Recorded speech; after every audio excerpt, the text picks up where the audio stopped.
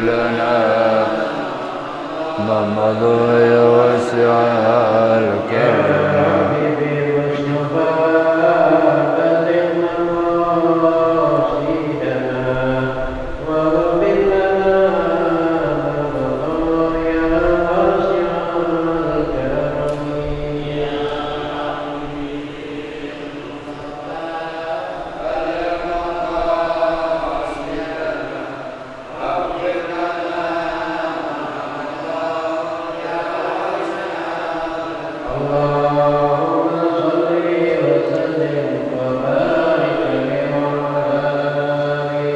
Assalamualaikum warahmatullahi wabarakatuh.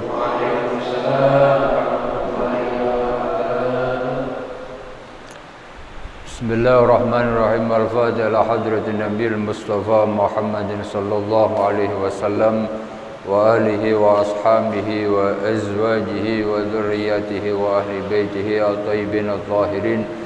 ثم إلى كافة أولياء الله من ولي وولي من مشارق الأرض ومغاربها برها وبحرها أينما كان وكانت أرواحهم حسن سيد الإمام جلال الدين المحلي وجلال الدين السيوطي وسيد الحبيب حسن بن أحمد بحر وسيد محمد بن علوي المالكي وجميع مشايخنا ومعلمين في الدين ووالدينا وأموات المسلمين أن الله يغفر لهم ويرحمهم وينور ضرائحهم ويعلي درجاتهم في الجنة وينفعنا بأسرارهم وأنوارهم وعلومهم في الدين والدنيا والآخرة. الفاتحة.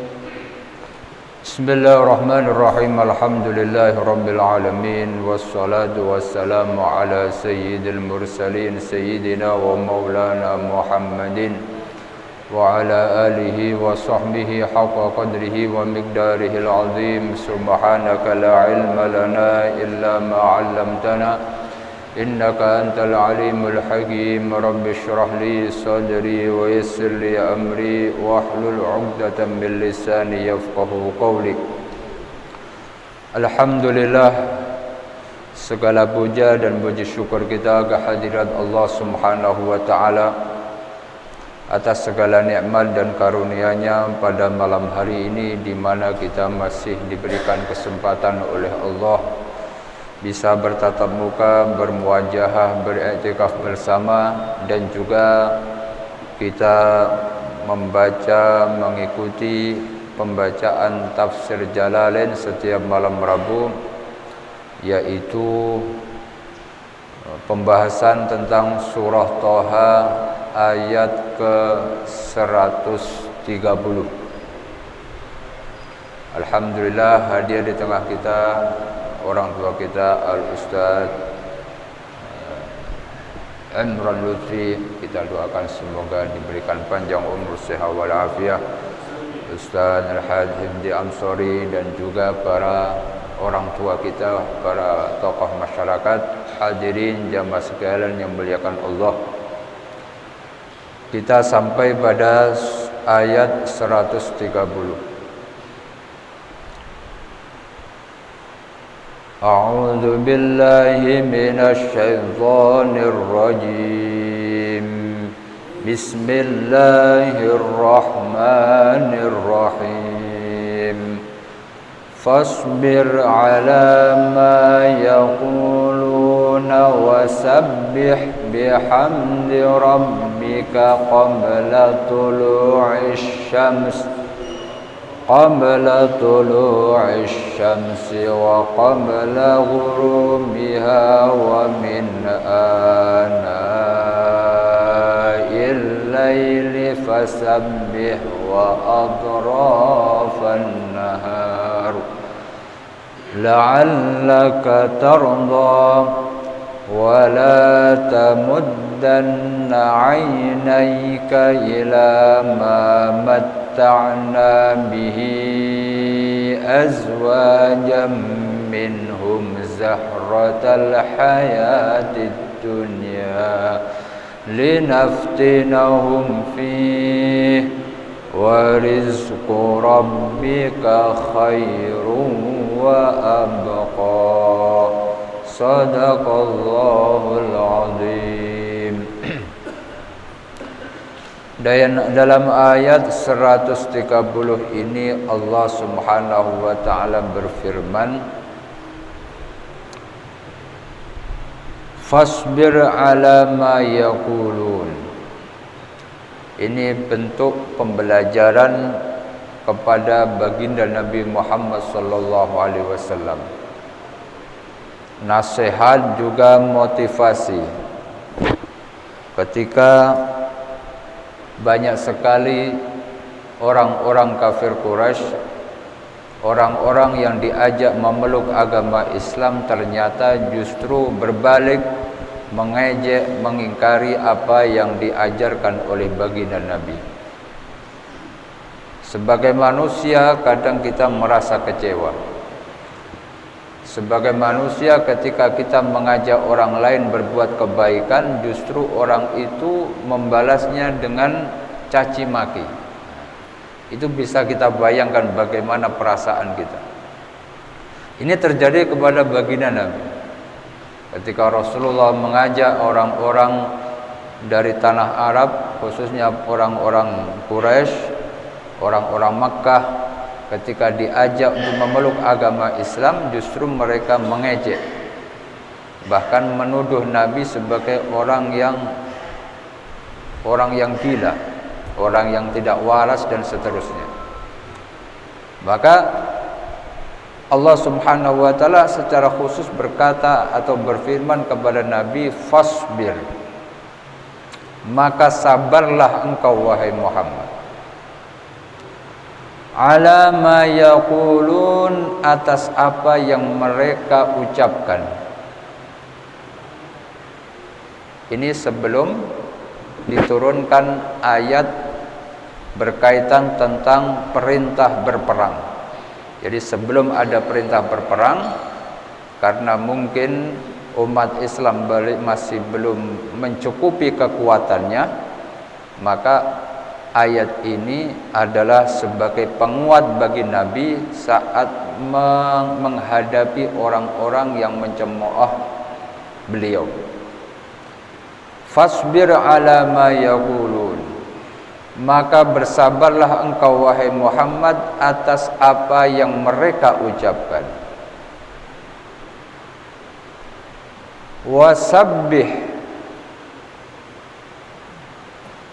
Wasabbih dan bertasbihlah engkau. Wasabbih dan bertasbihlah engkau, ai sil bihamdi rabbika, lanjutkan dengan memuji Tuhanmu. Jadi bukan hanya sekedar bersabar, tapi juga diiringi dengan berzikir. Orang kalau menghadapi cobaan tidak cukup untuk bersabar, tapi dia dibarengi dengan berzikir untuk menguatkan jiwanya. Karena orang yang lagi bersedih itu tergoncang jiwanya. Kalau hanya sekadar diajak untuk bersabar tidak cukup, maka harus diberikan nutrisi jiwanya dalam bentuk berzikir kepada Allah. Maka di sini Allah menyuruh kepada Nabi Muhammad untuk bersabar dan dibantu dengan zikir. Wasabbih, dan bertasbihlah engkau, sil bihamdi rabbika, sambunglah sabar itu dengan menyebut memuji Tuhanmu, ai mutalabbisan bihi, ai senantiasa menyebut asma Allah. Selain bersabar, tapi juga memperbanyak zikiran. Qabla tulu'is syamsi, lebih spesial lagi sebelum terbitnya matahari, ai sholatis subhi. Jadi ketika sholat subuh, habis itu kita melakukan zikiran. Makanya kalau orang yang tidak punya rutinitas wajib yang sangat bagus bagi dia, itu setelah sholat subuh dia tidak bergerak dari tempat duduknya sampai terbit matahari. Itu kalau bukan pegawai, bukan karyawan yang harus masuk pagi dan seterusnya. Maka kita yang tidak punya pekerjaan rutin sebaiknya mengisi habis subuh sampai terbit matahari dengan tidak beranjak di atas sajadah, dengan membaca Yasin, Wirdul Latif dan seterusnya. Wirdul Latif itu artinya wirid yang kecil, bukan wirid yang lembut. Latif biasanya orang memaknai dengan kata lembut, tapi yang dimaksud Wirdul Latif di situ adalah wirid kecil. Maksudnya wirid kecil itu wiridan yang pendek, yang dihimpun oleh Al-Habib Abdullah bin Alawi Al-Haddad. Ini wirid kecil atau wirid yang singkat. Dan beliau punya namanya Wirdul Kabir. Wirdul Kabir itu kakaknya Wirdul Latif. Kalau dibaca itu sejam lebih. Itu Wirdul Kabir. Saya pernah baca itu hampir 2 jam. Jadi ada Wirdul Latif, ada Wirdul Kabir. Wirdul Kabir ini kalau memang kita nggak punya aktivitas yang penting di pagi hari, barangkali bisa mencontoh itu. Wirdul Kabir itu ada di, kalau kita membeli syarah Rotib Haddad, nah itu kan bisa ada itu syarah Rotib Haddad yang tebal itu, yang bahasa Arab. Itu di depannya ada Wirdul Kabir, ada Wirdus Shogir atau Wirdul Latif. Nah, di situ itu semua hadis-hadis Nabi dan ayat-ayat anjuran untuk dibaca itu dikumpulkan oleh Habib Abdullah Al-Haddad di dalam Wirdul Kabir. Semua berisi tentang zikiran yang bersumber dari Al-Quran dan hadis. Sama seperti Wirdul Latif, itu semua juga bersumber dari Al-Quran dan hadis.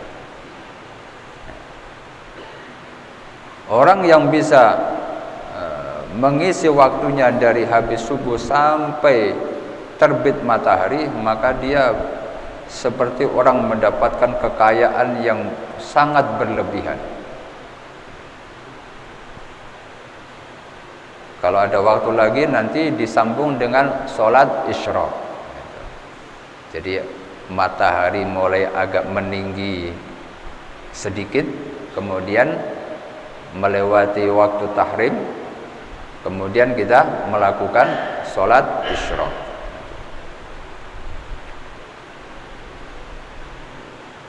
Qabla tulu'is syamsi, wa qabla ghurubiha.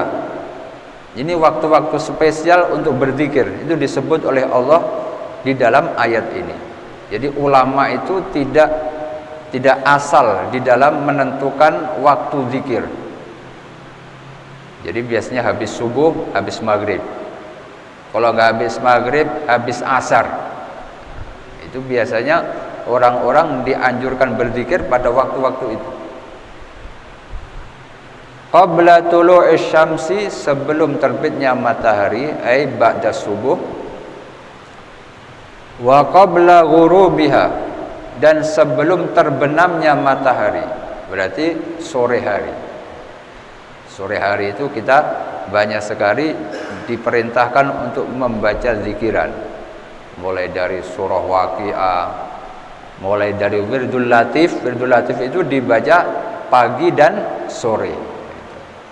Kalau pagi lafadznya asbahna wa asbahal mulku lillahi walhamdulillahi rabbil alamin. Kalau sore amsayna wa amsal mulku lillahi walhamdulillahi rabbil alamin. Jadi yang asbaha diganti amsa. Wa min ana'il laili, kalau enggak habis subuh, habis asar. Wa min ana'il laili, dan dari pertengahan malam. Ulama ada yang berpendapat pertengahan malam itu habis isya, ada lagi yang berpendapat mulai dari habis maghrib. Makanya kita sering membaca yasinan, rotiban itu habis maghrib. Itu bersumber dari wa min ana'il laili, ai sa'atihi, di waktu-waktu malam. Di waktu-waktu malam kita disuruh untuk memperbanyak zikiran. Jadi Nabi untuk memperkuat kesabarannya disuruh berzikir, salah satunya adalah ketika malam-malam hari, waktu-waktu malam. Wa min ana'il laili fasabbih, dan dari pertengahan malam fasabbih, maka bertasbihlah engkau.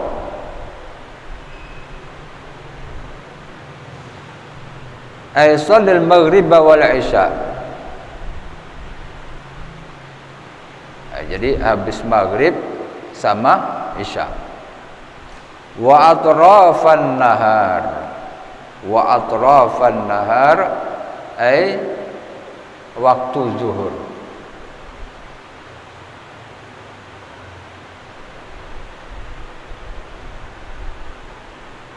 Ay shalli zuhra li anna waqtaha yadkhulu zawal asy-syamsi. Jadi habis zuhur, habis asar, habis maghrib, habis subuh. Jadi waktu-waktu yang mustajab. Apa tujuannya kita disuruh berzikir pada waktu-waktu tersebut? La'allaka tardha, semoga engkau mendapatkan keridhaan dari Allah Subhanahu wa ta'ala. Bima tu'ti minas sawab, dari apa yang Allah berikan kepadamu dalam bentuk pahala. La'allaka tardha, semoga engkau ridho, semoga engkau dipuaskan oleh Allah dalam mendapatkan pahala-pahala tersebut. Nah, jadi ini salah satu cara bagi seseorang di dalam menghadapi kegelisahan, menghadapi kesedihan, kesuntukan, sumpek yang gak ada obatnya.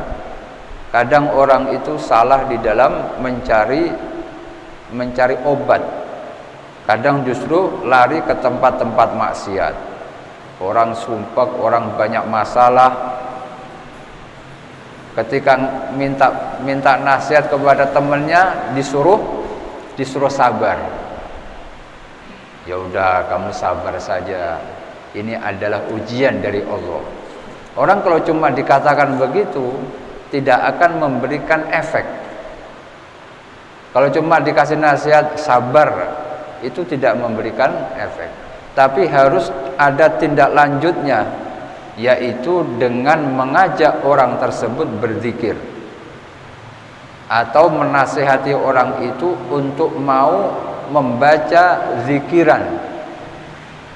Karena dengan dia bersabar dibarengi dengan zikiran, maka jiwanya akan dikuatkan oleh Allah Subhanahu wa ta'ala.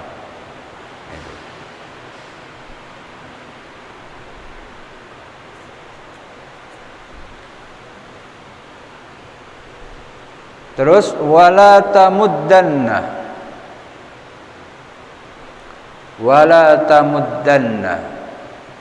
dan jangan sekali-kali engkau melemparkan ainaika, pandangan. Jangan sekali-kali engkau memanjangkan pandanganmu. Berarti kan jangan sekali-kali engkau terlalu memperhatikan. Jangan terlalu kalian memperhatikan. Jangan sekali-kali engkau terlalu memperhatikan. Ilama, atas sesuatu, matta'na bihi, yang mana kami memberikan kenikmatan berupa sesuatu tersebut, azwajan, kepada sebagian orang-orang kaya. Jadi azwajan di sini artinya bukan istri, tapi asnafan, sebagian orang-orang yang diberikan kecukupan rizki oleh Allah. Kadang kita itu kalau melihat orang kaya, kita itu kayak gimana gitu. Kita seakan-akan terperangah, kalau dalam bahasa Indonesianya terperangah, kagum. Lihat orang kaya itu kita suka kagum. Wah, orang itu punya rumah gede banget, mobilnya 10 dan seterusnya. Mata kita melihat kekayaan itu seakan-akan kita kagum dengan hal tersebut. Dan Nabi diajarkan oleh Allah jangan seperti itu. Wala tamuddanna ainaika ila ma matta'na bihi azwajan minhum. Jangan sekali-kali engkau terlalu fokus pandanganmu kepada harta yang telah kami berikan kepada orang-orang kaya. Di mana harta dan kekayaan itu adalah sebagai zahratal hayatid dunya, hanya sebatas bunga dalam kehidupan. Ai zinataha wa bahjataha. Zinah, bahjah itu sama, perhiasan dunia.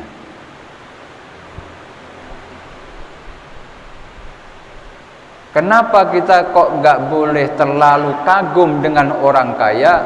Linaftinahum fi. Karena tujuannya Allah memberikan harta itu bukan memberikan kenikmatan, tapi memberikan ujian kepada orang kaya tersebut. Linaftinahum fi.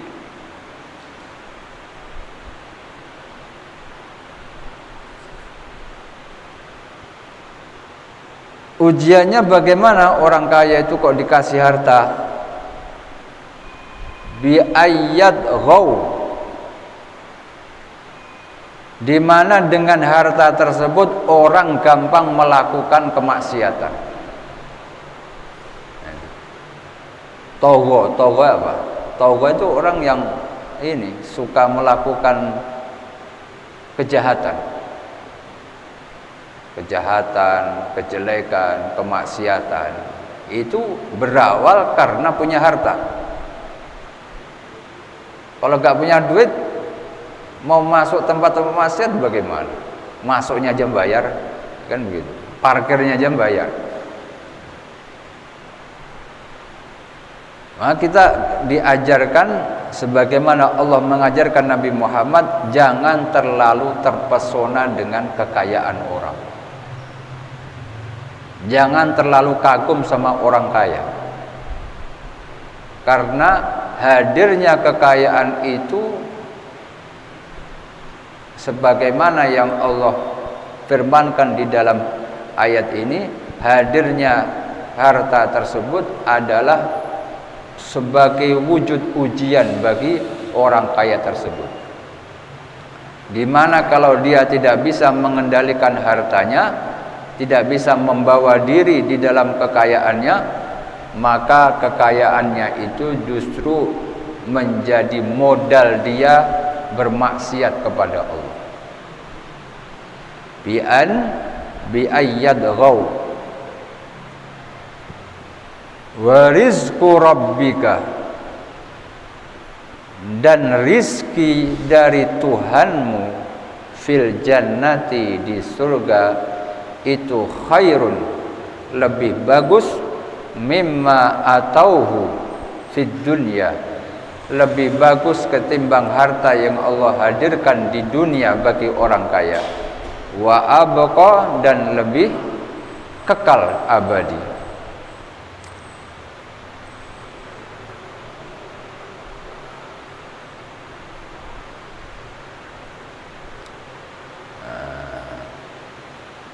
Jadi Nabi itu selalu diajarkan oleh Allah Subhanahu wa taala agar hidup dalam keadaan serba sederhana.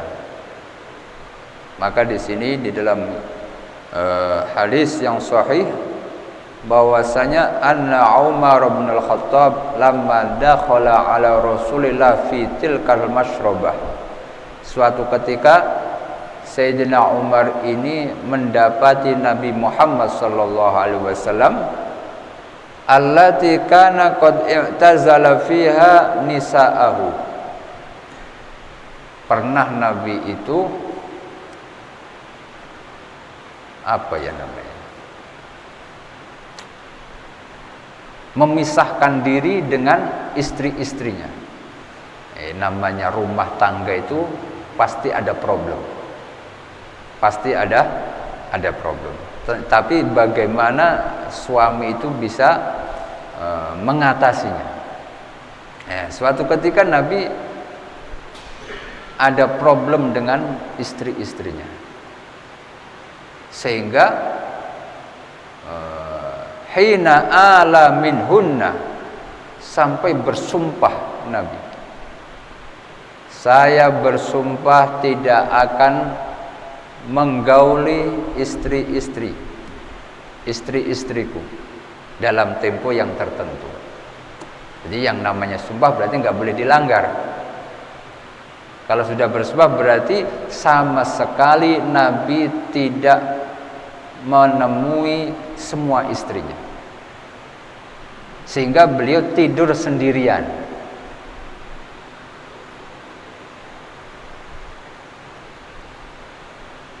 Fara'ahu mutawassidan, karena Nabi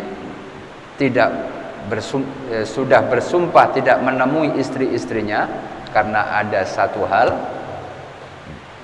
karena ada istilahnya apa? Ada kecemburuan antara satu sama yang lain. Daripada yang satu cemburu dengan yang ini, mending semuanya tidak ditemui. Begitu. Daripada nemuin satu kemudian yang lainnya cemburu, akhirnya bersumpah tidak menemui semuanya. Kemudian Nabi tiduran mutawassidan muttaji'an ala rimalin hasir, dia tiduran terlentang di atas tikar, lantainya itu tanah. Di tanah, kemudian ada tikar yang digelar, kemudian Nabi tidur di situ.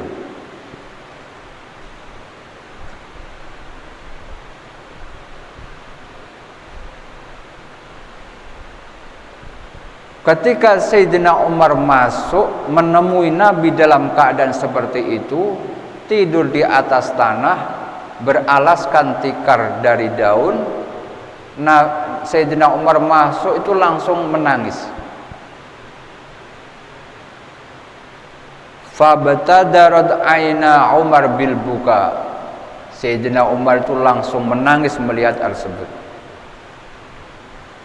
Faqala lahu Rasulullah sallallahu alaihi wasallam, kemudian ditanya oleh Nabi, "Ma yubkika ya Umar?" Kenapa kamu menangis wahai Umar? Kenapa kamu menangis? Faqala ya Rasulullah, wahai Rasulullah, inna Kisra wa Kaisar fima huma fi. Sesungguhnya Kisra, kaisar Romawi, kaisar Persia, mereka itu hidup di dalam kemewahan. Bima huma fihi, dengan segala yang dia punya, hidup serba mewah, tidur di atas permadani dan seterusnya. Wa anta safwatullah min khalqi, sedangkan engkau ini adalah kekasihnya Allah dari semua makhluknya. Jadi Sayyidina Umar itu enggak tega. Ini yang tidur di hadapan saya ini orang pilihan Allah. Dibanding dengan kaisar-kaisar Romawi dan Persia, enggak ada apa-apanya kaisar tersebut. Tapi justru orang yang menjadi pilihan Allah ini tidurnya di atas tikar, di atas tikar. Itulah yang membuat Sayyidina Umar menangis. Faqala, kemudian Nabi menasihati, "Au fi syakkin anta ya ibnal Khattab?" Apakah di hatimu ada keraguan wahai Ibnul Khattab? Apakah di hatimu masih ada keraguan wahai Umar bin Khattab? Ulaika qaumun, yang kamu sebut tadi, kaisar Romawi, Persia, orang raja-raja Persia yang mendapatkan kenikmatan harta, qaumun ujrat lahum thayyibatuhum fi hayatihim. Mereka itu adalah yang kenikmatan akhirat itu dipercepat oleh Allah di dunia. Jadi kekayaan mereka itu adalah sesuatu yang dipercepat oleh Allah di dunia.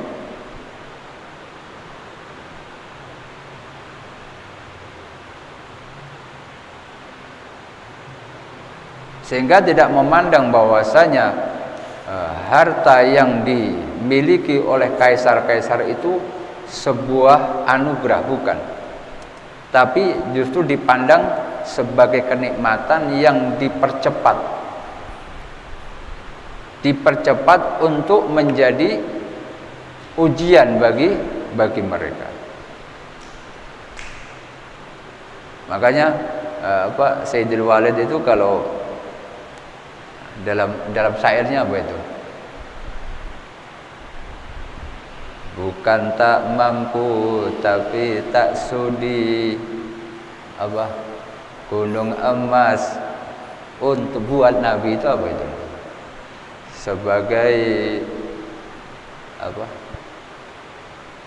Sebagai contoh bagi umatnya dan seterusnya, itu kan ada itu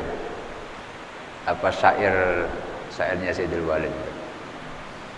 Jadi Nabi itu kalau mau, gunung itu bisa menjadi emas. Bukan tak mampu tapi tak sudi. Kalau kepengen sih bisa, tapi nggak mau. Kenapa tidak mau? Sebagai contoh bagi umatnya. Jadi umatnya nanti barangkali ada yang miskin, ada yang kurang mampu, itu ada figur yang dijadikan sebagai contoh di dalam menjalani kehidupan. Kalau menjalani kehidupan orang kaya itu nggak perlu dicontoh. Maksudnya nggak perlu cari contoh. Asal dia punya duit, sudah enak hidupnya. Nggak usah nyari contoh. Karena orang kaya sudah dengan kenikmatannya itu dia bisa menjalani hidup. Tapi kalau orang yang miskin, orang yang kurang mampu, untuk menjalani hidup itu bagaimana biar dia tidak terjual akidahnya, biar tidak selalu sedih di dalam menjalani kehidupannya, itu perlu ada contoh. Sebagai contoh bagi umatnya agar punya kekuatan di dalam menjalani kehidupan.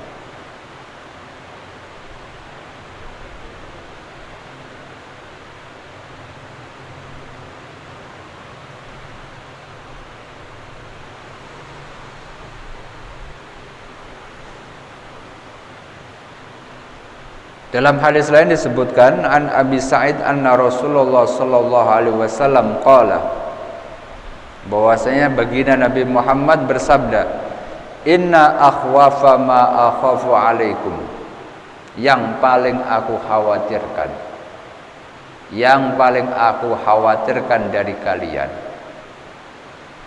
ma yaftahullahu lakum min zahratid dunya, yang aku khawatirkan buat kalian itu manakala Allah membuka buat kalian kembang-kembang dunia, kembang-kembang dunia, bunga-bunga dunia. Ini yang paling dikhawatirkan oleh Nabi. Nabi itu enggak khawatir kalau ada agama lain berdakwah di tengah-tengah itu, di tengah-tengah umat Islam itu enggak khawatir. Nabi itu enggak khawatir kalau umatnya bakalan keluar dari agama Islam, itu enggak khawatir. Maksudnya enggak mungkin umat Islam itu bakalan keluar dari agama Islam, itu enggak mungkin. Kalau sudah dia beragama Islam, dia pasti akan kuat. Jadi Nabi itu sudah bersabda seperti itu. Aku tidak khawatir dengan umatku selama dia sudah beriman, mengimani Allah, mengimani Rasul, menjalankan syariat, maka tidak ada kekhawatiran orang itu bakalan keluar dari agama Islam. Tapi yang paling dikhawatirkan oleh Nabi adalah zahratul hayatid dunia. Yang paling dikhawatirkan oleh Nabi ketika Allah membukakan harta buat umat Islam.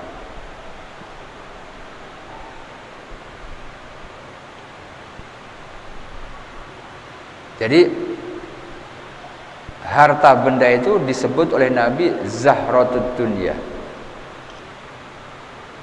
Yang paling aku khawatirkan buat kalian adalah zahratud dunya.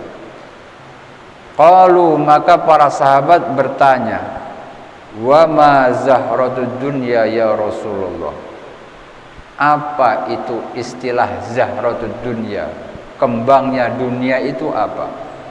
Qala barakatul ardi, keberkahan bumi. Barakatul ardi, keberkahan yang muncul dari bumi. Ketika berbagai macam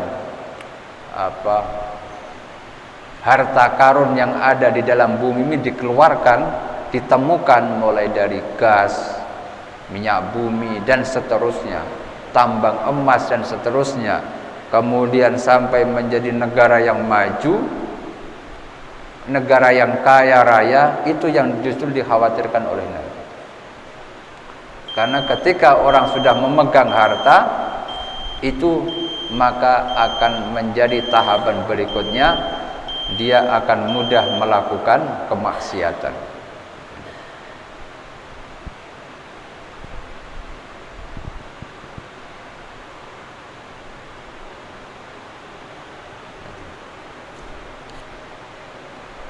linaftinahum fi.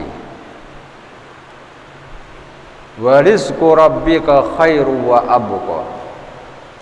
Dan rizki yang Allah berikan kepadamu itu sangat lebih bagus dan lebih kekal. Jadi kenikmatan yang Allah hadirkan buat Nabi selain harta itu justru lebih bagus dan lebih kekal abadi.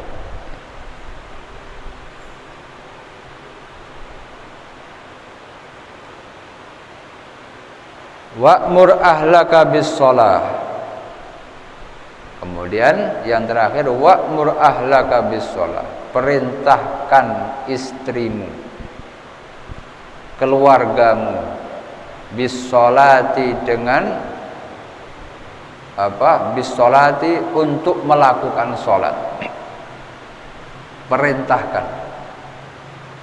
Jadi punya istri, punya anak tidak cukup hanya sekedar kita membelikan mukena sama sarung buat anak. Tapi ada perintah dari kita untuk mereka mau melaksanakan sholat. Makanya disebutkan di sini wa'mur ahlaka. Perintahkanlah istrimu, anakmu untuk sholat. Kalau sudah diperintahkan di dalam Al-Quran berarti ini sesuatu yang penting, yang kadang sering dilalaikan oleh orang. Jadi kalau sudah pembahasan itu diangkat di dalam Al-Quran berarti itu sesuatu yang penting, yang sering dilupakan sama orang dan sering terjadi. Ketika suami sudah tidak berani memerintahkan sholat buat anaknya dan istrinya, maka bencana di sini. Makanya di sini wa'mur ahlaka bis-shalah. Perintahkanlah istrimu, anakmu untuk melakukan sholat. Wastabir 'alaiha. Dan banyak-banyaklah kamu bersabar di dalam memerintahkan sholat buat anak dan istrimu.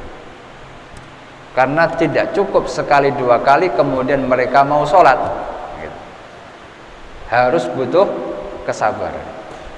Sekali kadang istrinya masih nonton TV, diperintahkan sholat lagi ternyata masih enak melihat alur yang ada di dalam sinetron dan seterusnya. Itu butuh kesabaran, bukan emosi tapi butuh kesabaran. Anak istri itu ketika diperintahkan, kita butuh untuk memerintahkan mereka dengan lemah lembut, sesabar mungkin, sekali, dua kali, tiga kali, sampai mereka mau sholat. Karena ini sesuatu yang sulit, susah-susah gampang. Jadi merintahkan sholat itu susah-susah gampang.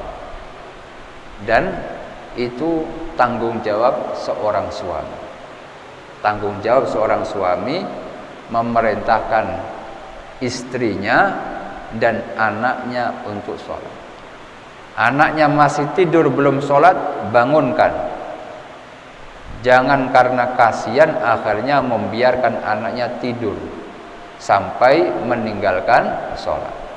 Jadi bentuk kasih sayang orang tua kepada anak adalah dengan membangunkan mereka untuk melaksanakan sholat, sehingga anak itu tidak terbebani dosa karena meninggalkan sholat. Insya Allah kita bahas pada pertemuan yang akan datang, karena sudah masuk surat Isya. Kita tutup dengan bacaan Subhanakallahumma wa bihamdika asyhadu an la ilaha illa anta astaghfiruka wa atubu ilaik. Assalamualaikum warahmatullahi wabarakatuh.